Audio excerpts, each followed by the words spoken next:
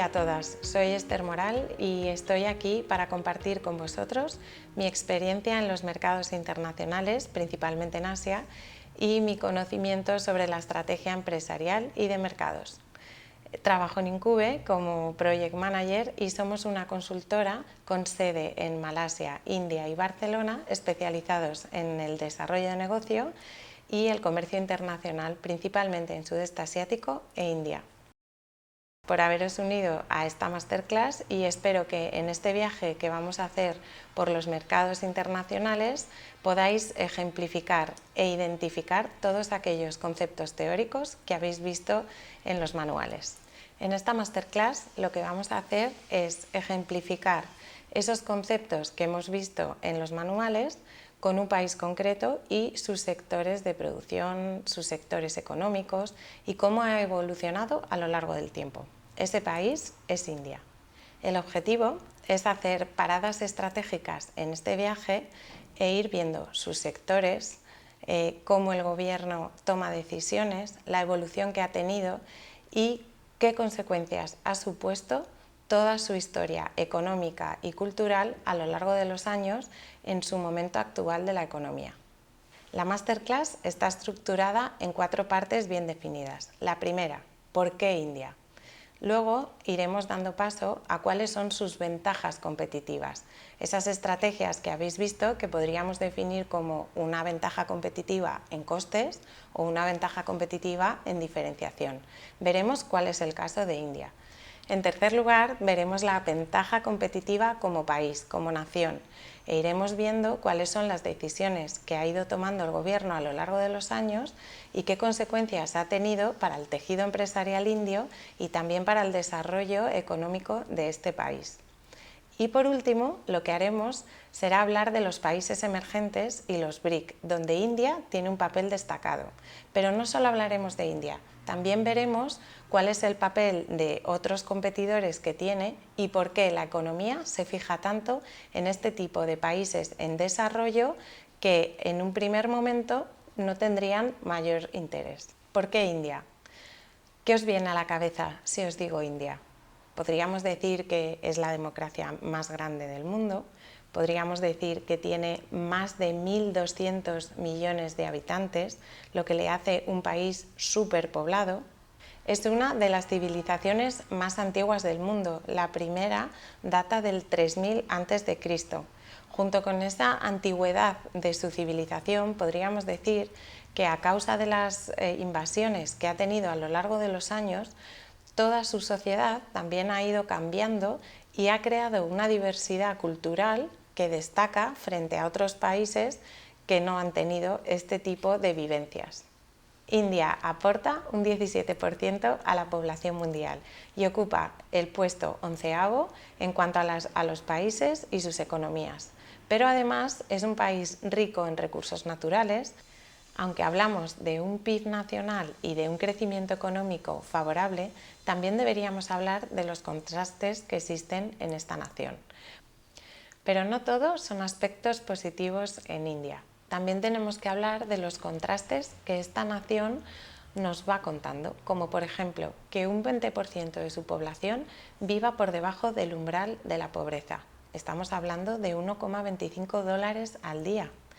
Y no solo eso, es que un 53% de su población vive con menos de 2 dólares al día.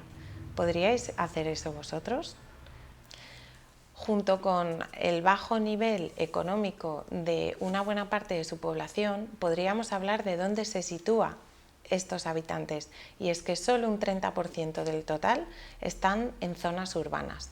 Esto hace que la precariedad, comunicaciones e infraestructuras estén debilitadas, porque los gobiernos no han tomado medidas suficientes como para poder conectar áreas urbanas y áreas rurales.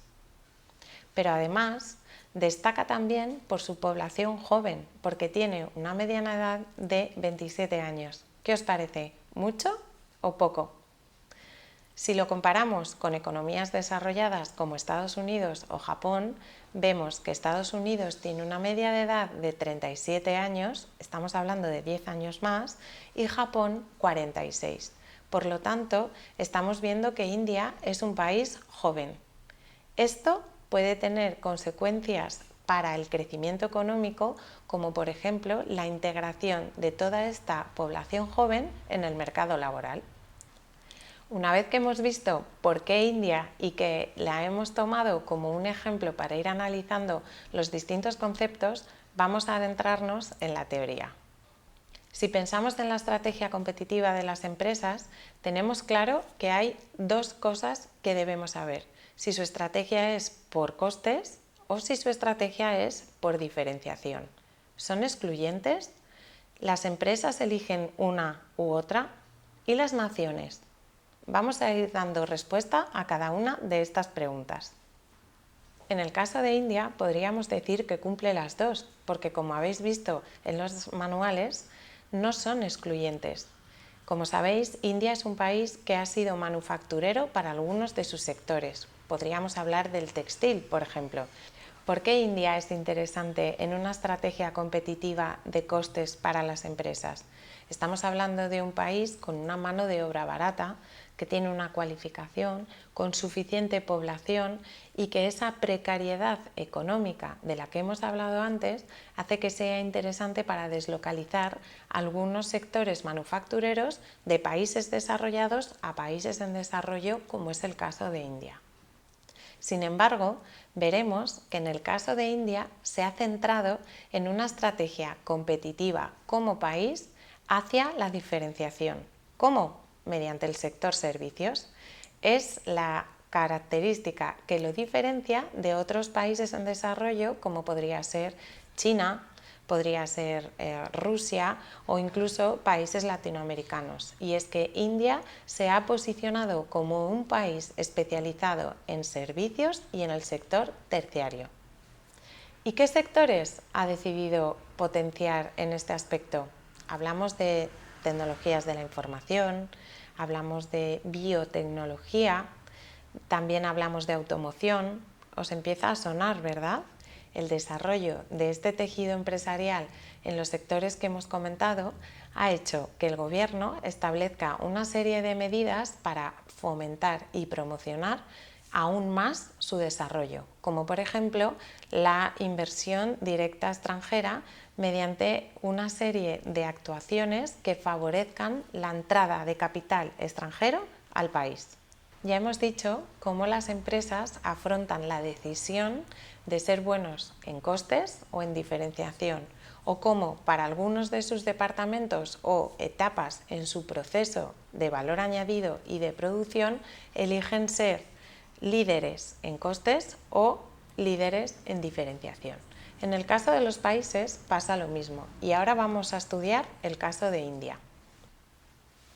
Los países también tienen que afrontar si quieren diferenciarse por ser manufactureros o por ser innovadores, que podría ser un poco esa diferenciación entre costes o especialización en sectores concretos. En el caso de India, lo que vamos a hacer es ir viendo su evolución desde la independencia en el 1947 y las distintas fases por las que ha pasado hasta la actualidad. Eso nos ayudará a entender cuáles han sido las medidas que el Gobierno ha tomado para apoyar no solo el crecimiento económico, sino también su tejido empresarial y una mejora en el bienestar de las personas. Para ello iremos relacionando cada una de estas fases con los 4 aspectos que habéis visto, que son tamaño de gobierno, regulación, libertad en los mercados internacionales y la política monetaria que el país establece. Vamos a empezar con ellos. En India podríamos marcar 3 etapas principales en el desarrollo económico que ha tenido y en la evolución positiva de su PIB y de su crecimiento. Tras la independencia pasamos a una fase de intervencionismo que llega hasta el 1980, donde aparece Gandhi en la escena india. En esta etapa de intervencionismo, el Gobierno, como su propio nombre indica, establece una serie de medidas intervencionistas, como son las licencias RAJ, las licencias de importación y unas políticas proteccionistas para el país. En esta etapa, aun con ese intervencionismo del Estado, su PIB llega a subir hasta un 3,7%, hasta el momento que llegamos al 1980 y cambia su actitud ante el crecimiento económico con la llegada de Gandhi. Esto supone una etapa de liberalización económica donde desaparecen las licencias, hay una desregularización de licencias, hay mayor flexibilidad y también una libertad económica que hasta ahora no había habido. Esto tiene un impacto muy positivo en el crecimiento y su PIB lleva a alcanzar un 5,6% hasta que llega la crisis de 1990-91.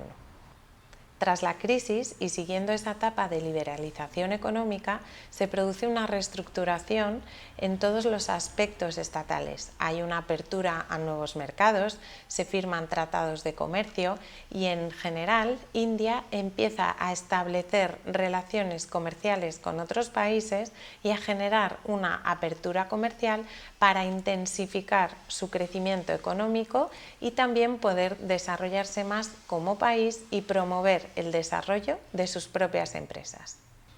Para el estudio de la ventaja competitiva de las naciones, y en este caso de India, tenemos que hablar del tamaño del gobierno, que es la capacidad de los estados para establecer una serie de medidas que regulen desde la distribución de riqueza en el país como medidas concretas para el desarrollo o paralización de sectores estratégicos de sus actividades empresariales. En esa primera etapa de intervencionismo tras la independencia existe un intervencionismo, valga la redundancia, estatal que aún todavía se hereda en la actualidad, sobre todo en lo que son las empresas públicas. Lo veremos más adelante. Pero además existen una serie de medidas proteccionistas que se crean a partir del 1947, como son las licencias de importación y las licencias RACH. Lo veremos más adelante con la regulación de la actividad empresarial. Junto con el tamaño de gobierno tenemos que hablar de la política monetaria, y es que en India la política monetaria va a cargo del Banco Central Indio. En 2015 India adoptó una serie de medidas, pero una que cabe destacar, que son las metas de inflación, que lo que pretendían era luchar contra esa volatilidad en los precios que tanto daño hace a la economía de este país.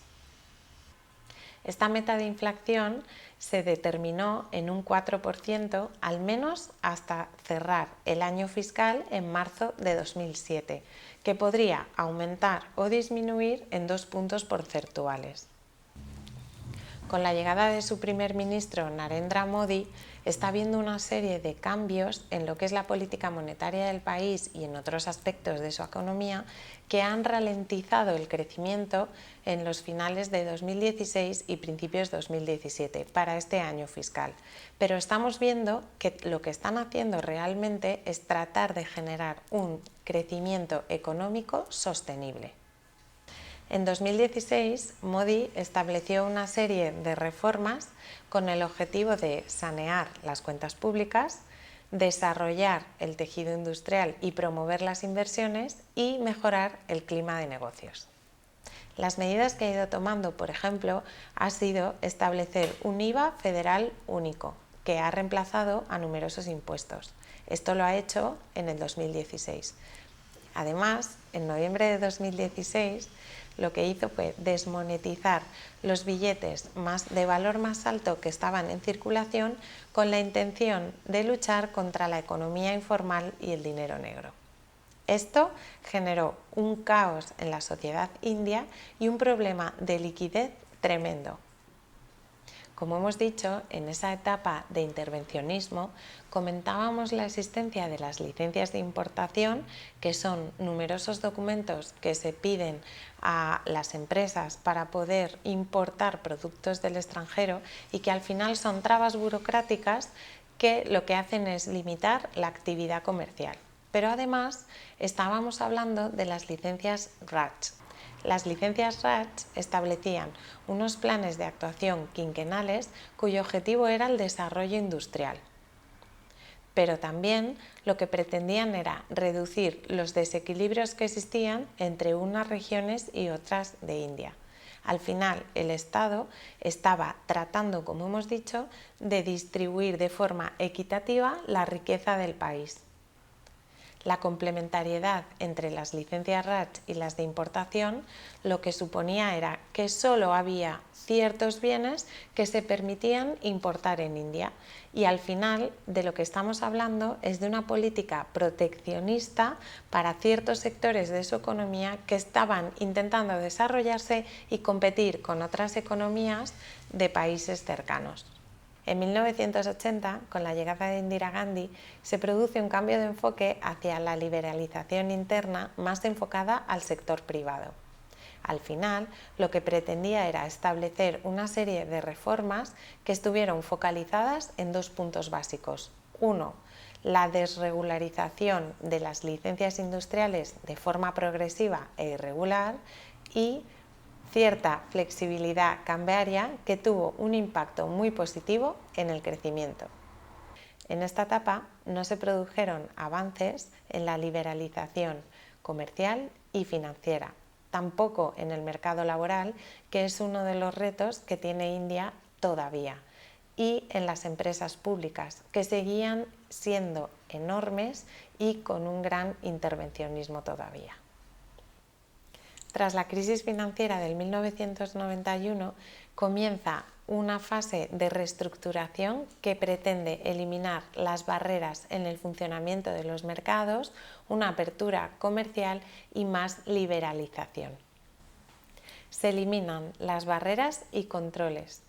Se permite la importación de bienes de equipo, pero todavía se controla la importación de bienes de consumo. Se refuerzan las leyes de defensa de la competencia y los aranceles van disminuyendo lentamente, aunque a día de hoy India todavía es un país que tiene los aranceles más altos de las economías en desarrollo. Como consecuencia de todas estas etapas que hemos ido detallando, intervencionismo, liberalización y reestructuración, lo que ha ocurrido es que India ahora mismo es la cuarta potencia mundial por detrás de Estados Unidos, China y Japón, y además su aportación al peso del PIB mundial es del 6%. Esta posición económica también ha hecho que India se encuentre en la octava posición del ranking de A.T. Kearney sobre la confianza en la inversión extranjera directa de los países. La puntuación surge como resultado de un panel de expertos que deciden cómo de interesantes son los países para este tipo de inversiones. Este interés va desde 0 a 3. En el caso de India tiene una puntuación de 1,68. Por delante de él se encuentran países como Alemania, China, Estados Unidos, Canadá o Japón. Esta buena posición en el índice de A.T. Kearney lo que denota es que India ya está consolidada y compitiendo con grandes potencias mundiales y que es atractivo para recibir inversiones en múltiples sectores. Para finalizar el estudio de las ventajas competitivas de las naciones, nos fijamos en el último factor, que es la libertad en el comercio internacional. En este sentido, tendríamos que ver los diferentes conceptos que aparecen en los manuales, aunque nosotros nos vamos a centrar en las barreras arancelarias y no arancelarias. Cuando hablamos de barreras arancelarias y no arancelarias, uno de los ejemplos podría ser el antidumping y medidas proteccionistas, que tienen por objetivo proteger los sectores domésticos de ciertos países, aunque cada vez se trata de reducir más. Junto con las medidas antidumping y proteccionistas, también encontramos las licencias de importación. En el caso de India se han ido reduciendo al máximo y ya quedan muy pocos bienes que tengan este tipo de requisitos. Otra barrera sería los subsidios a la exportación y el apoyo doméstico. Son medidas que se generan por parte del Estado para apoyar las industrias nacionales y tratar de desarrollar estos sectores para su exportación y mejorar la competitividad con respecto a su competencia. junto con la anterior, el gobierno indio favorece la contratación de personal local para aquellas empresas que estén implantadas en India, ya que se enfrenta a un problema en el mercado laboral de desempleo tremendo, con lo cual está tomando medidas para apoyar este sector. Por último, hablaríamos de otra barrera que es al sector servicios. El Estado establece restricciones para frenar la presencia de empresas extranjeras en este sector, como podría ser para las aseguradoras, para banca, para ingenierías, construcción, que son sectores en los que India está intentando desarrollarse. La siguiente parada en esta masterclass es hablar de los países emergentes y los BRICS. Tras haber visto las ventajas competitivas de las empresas, cómo afrontan las naciones, y en este caso India, las estrategias competitivas como país, pasamos a identificar países que están en desarrollo y que los consideramos emergentes, como su nombre indica, e incluso agrupamos en dos conceptos diferentes que vamos a ver juntos.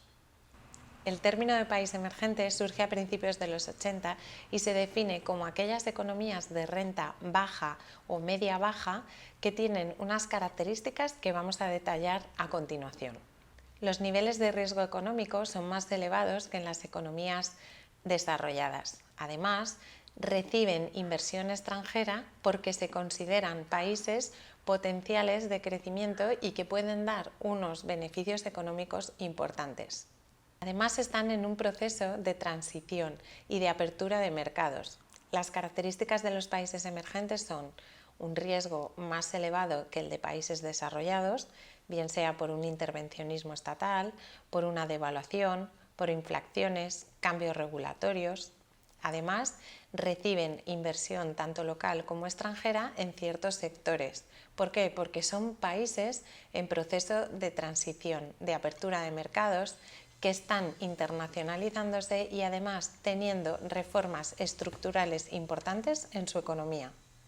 Además de todo lo anterior, la característica que más atrae de estos países es una tasa de crecimiento elevada y que es continua, como es el caso de India, que como decíamos, desde 1947 ha tenido un crecimiento continuo de su PIB nacional.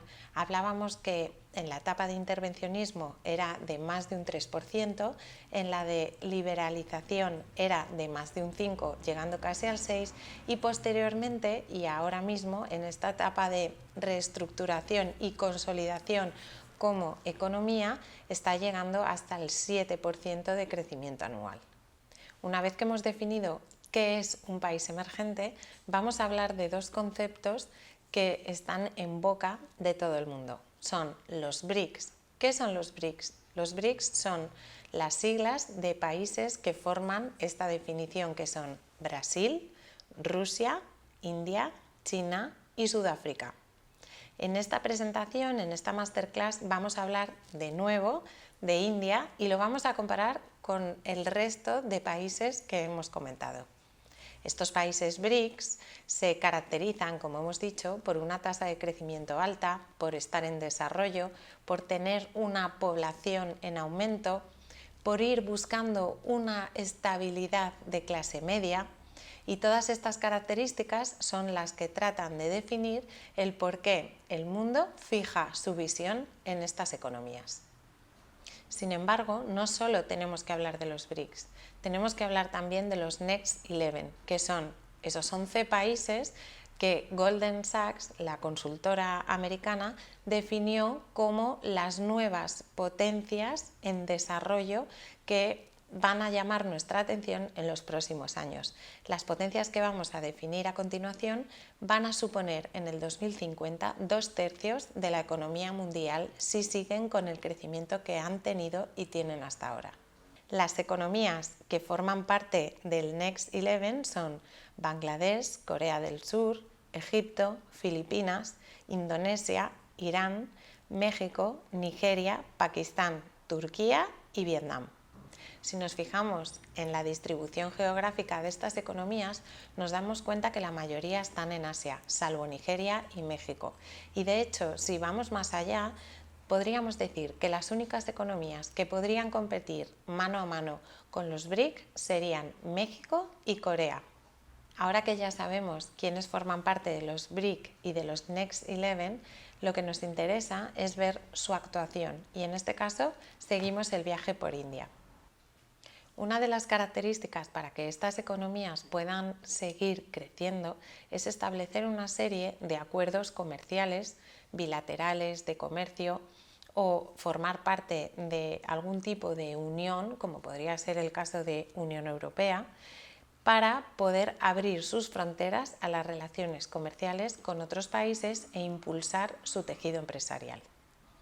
Si nos fijamos en India, los tratados de libre comercio que tienen están centrados principalmente en la zona asiática por cercanía geográfica. Es una de las características que destacan en los primeros acuerdos que se firmaron, porque al final el comercio internacional siempre se inicia en los alrededores de tu propia nación. Los tratados de libre comercio en los que está inmerso India son la Asociación de Cooperación Sur de Asia, la Iniciativa de la Bahía de Bengala, la Asociación Océano Índico, el Acuerdo Comercial Asia-Pacífico, la Unión Asiática de Compensación, el Acuerdo de Inversiones entre India y Nepal y luego acuerdos regionales como el que tiene con ASEAN, con la Unión Aduanera del África Austral o el Sistema Generalizado de Preferencias. Junto con los acuerdos de libre comercio también nos encontramos con los acuerdos bilaterales que se establecen entre dos países.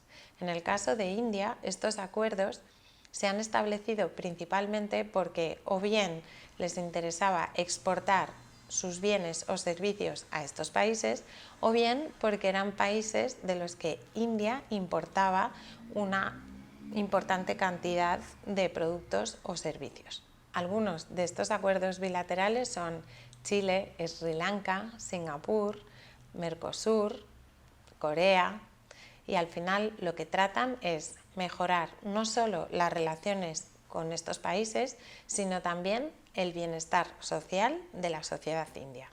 Una de las características de las que hablábamos sobre los países emergentes era una tasa de crecimiento elevado. En este caso, India es el mejor ejemplo para materializar este parámetro, porque tiene una tasa de crecimiento de un 7% frente al 6,7% que tiene China, o el negativo que tiene Brasil con un 3,2% o Rusia con un 0,2%. Este crecimiento del PIB se ha producido no solo en el sector servicios, que es quien se lleva la palma con un 190% de crecimiento, sino también en productos con un 144%. Al final, no debemos olvidar que India es el ejemplo de sector manufacturero en proceso de desarrollo, pero también con una clara estrategia de diferenciación en el sector servicios, que esto es lo que hace que su crecimiento en el PIB sea del 190% en los últimos años. Este crecimiento en el PIB viene dado por diferentes motivos. Uno de ellos es la ampliación de la superficie cultivable. No debemos olvidar que India es uno de los países más grandes y con mayor superficie geográfica. Esto ha hecho que con el desarrollo de la producción agrícola, India se haya convertido en uno de los países líderes en producción de alimentos. Junto al aumento de la superficie cultivable, también encontramos la subcontratación, que fue un fenómeno que apareció en la década de los 90, se generalizó y permitió reducir costes de producción. Si hemos hablado del PIB y del crecimiento económico de los países emergentes, en este caso del viaje que estamos haciendo por India, tenemos que hablar también de su estructura social, porque si recordáis, una de las características que tenían estos países era un aumento de su población también. En este sentido, India destaca primero por la juventud de su población, estamos hablando de que tiene una edad media de 27 años, destaca también por un crecimiento claro de la natalidad. Si nos fijamos en la pirámide geográfica de India, podemos ver que hay un montón de población activa en el país. Este es uno de los retos a los que se enfrenta esta nación de cara a futuro, porque esta superpoblación debe absorberse desde el sector laboral y esto a día de hoy es muy complicado. ¿Cuáles son los motivos? El primero de ellos es ese alto intervencionismo estatal y que haya un empleo público muy elevado. Por otro lado, el sector laboral se divide en un sector organizado y no organizado. La realidad es que el líder es el no organizado y el control de esa parte del sector es muy complicada.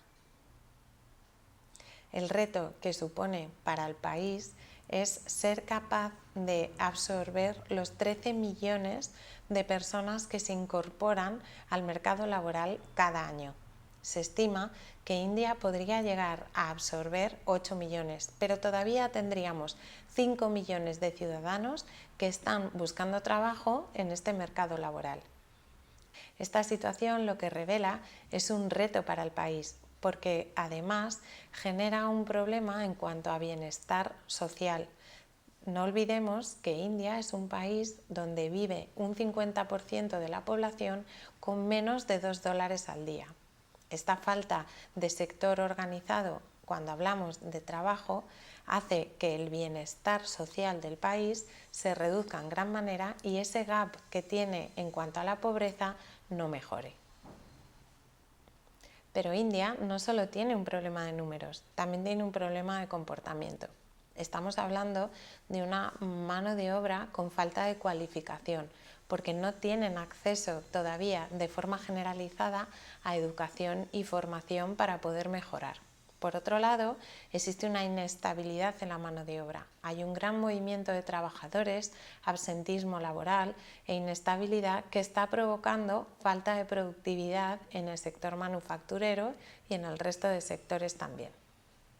Si hablamos sobre la economía india, no podemos dejar de hacer parada en este viaje que estamos haciendo juntos por el sector servicios, al que hemos ido repitiendo que ha sido su estrategia de diferenciación a lo largo de los años.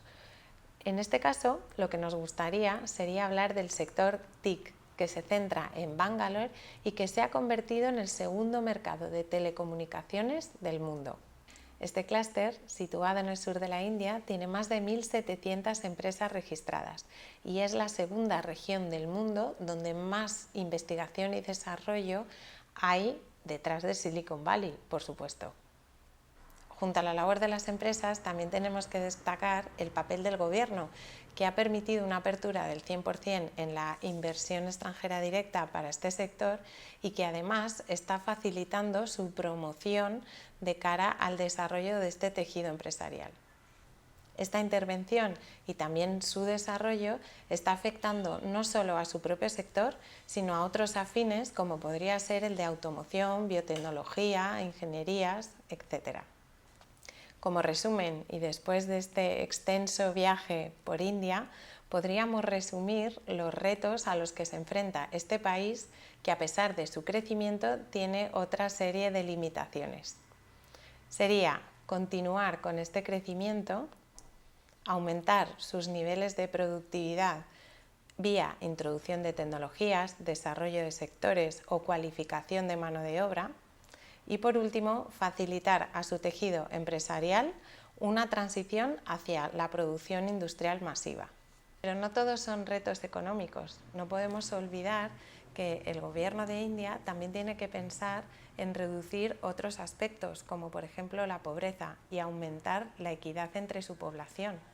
Además, en esta intensa labor de producción y de aumento y mejoras en su sector manufacturero, tiene que pensar en la prevención del medio ambiente, es decir, hacer su crecimiento sostenible. Estamos ya en el final de la masterclass. Espero que este viaje que hemos hecho juntos haya sido de interés y hayáis podido ver nuevos sectores, conocido un país más de cerca y además aplicar todos esos conceptos teóricos que teníais en los manuales. Espero encontrar otra parada estratégica con vosotros para seguir compartiendo conocimientos.